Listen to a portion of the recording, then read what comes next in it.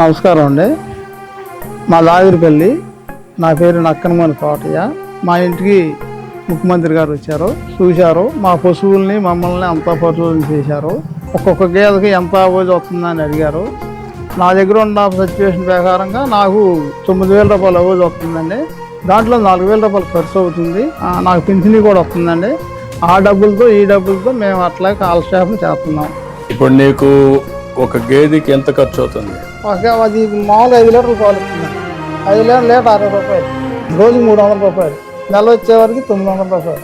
ఖర్చు 4,000 రూపాయలు అవుతుంది. ఖర్చు 4,000 అవుతుంది.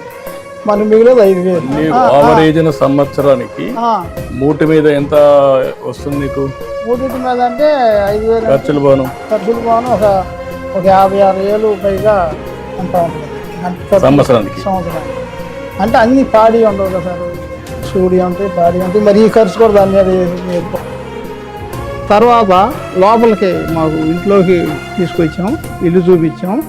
ఇల్లు పైన అంతా కారిపోతుంది, చాలా వాతావరణం బాగా ఇబ్బంది పడుతున్నాం అని మేము మా ఆయన గారికి మేము తెలుగుపరిచిన తర్వాత చూశారు. నాకు 2 బాటలతో మాకు ఇల్లు కడతామన్నారు. అట్లాగే మా తమ్ముడు గారు కూడా చూసి ఆయనకు కూడా ఇల్లు కడతామన్నారు. ఇప్పుడు గొర్రెలు ఇంట్లోనే మేపుతున్నారు, ఐడియా ఉంది మీకు? ఫారాలు పెట్టి మేపుతున్నారు. ఫారాలు పెట్టి జీవితాంతం గొర్రెలంతా కూడా పొలాలన్నీ తిప్పాలి. ఒకప్పుడైతే గొర్రెల్ని దేశం అంతా తిప్పేవాళ్ళు, ఇప్పుడు అట్లా తిరుగుతున్నారు. ఇప్పుడు కూడా మరి ఎట్లా తిరగాలంటే ఎక్కడ తిరుగుతారా మీరు? తిరగాలి, తప్పదండి. తప్పదని నువ్వు అనుకుంటున్నావు. ఇంట్లోనే గొర్రెలు మేపుకుంటే ఏమవుతుంది?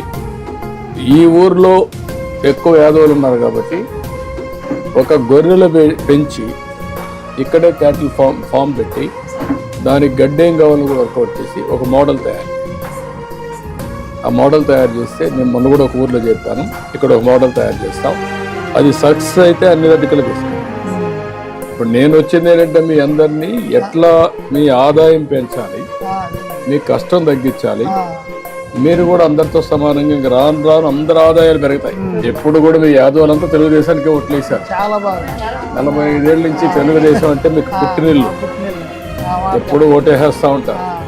కానీ మీ జీవితాల్లో ఇంకా నేను అనుకున్నంత మార్పులు రాలా. ఇప్పుడన్నా తేవాలని ప్రత్యేకమైన శ్రద్ధ పెట్టాను. అందుకే ఇప్పుడు అందరికీ మీ ఆదాయాన్ని పెంచడానికి ఏం చేయాలి, ఎట్లా చేస్తే మీరు బాగుపడతారు, మీ ఆదాయం పెరుగుతుంది. ఇప్పుడు ఇక్కడ ఇల్లు అడిగావు, ఇల్లు కట్టేసేయమంటాను. ఒక పని చేయండి కలెక్టర్ గారు, ఈ ఇంటికి ఇద్దరికి కలిపి 2 హౌసెస్ శాంక్షన్ చేసి పక్కనే ఎంట్రీ కూడా పెట్టేసి కట్టేసేయండి. కామన్ వాల్ పెట్టేసి ఇద్దరికి కట్టేయండి, అప్పుడు శుభ్రంగా ఉంటుంది. సరేనా?